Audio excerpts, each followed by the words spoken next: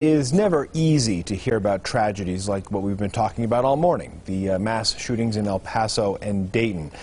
But it is a lot tougher for people here in the Valley who have survived and lived through 1 October. And because of that, joining us this morning, Misha Ray with the Vegas Strong Resiliency Center to talk about some of the help that is available, always available for survivors. But Misha, I would imagine in light of what happened over the weekend, what happened last weekend in Gilroy, anytime this comes up, the resources for Vegas Strong Resiliency Center are really necessary. Absolutely. We see a need, survivors get to a certain point in their healing and they feel like when these events happen that they're taken back immediately to the moment, to the horrible moments that was 1 October. And many of them express sadness, disappointment, anger that they've come so far, they feel, and then only to be brought back and have to revert in that process, and it's devastating. So we do plan to offer some special things this upcoming week. We're working with several partners. Some wonderful partners have stepped up. Behavioral Health Counseling is offering support groups, processing groups 3 times a day this whole week, 10 a.m., 2 p.m., and noon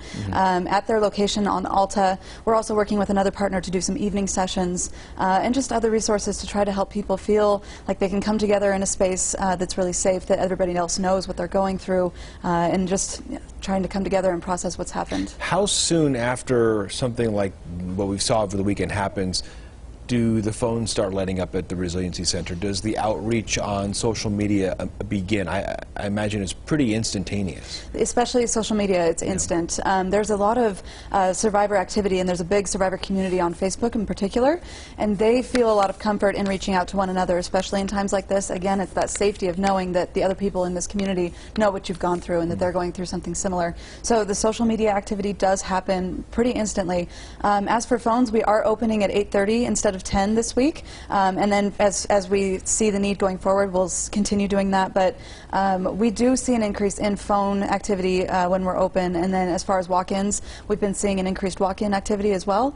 And so we are available to come and be visited in person if that's what people like, if that's what they prefer, to come and talk to somebody. We have a behavioral health coordinator on site as well, and yeah, that's... You know, we saw the video of the vigils in Ohio and in California and in Texas, and there's the compassion, of course, in the mourning that takes place after these tragedies. But I'm wondering what other emotions stand out that you've experienced with other people or yourself after something like this happening again. It's become something new, I think, that the more video is involved in these shootings, unfortunately the video ends up it just ends up broadcast everywhere. So survivors are really, they get really anxious and they get really nervous to even be able to click on a link to get the information as to what's happened, because video, it's either at the top of the article or it's hidden kind of below. And so you can be faced with these horrible sounds, imagery that you weren't expecting necessarily. You were just hoping to see where it was, who it was. And so that can be really,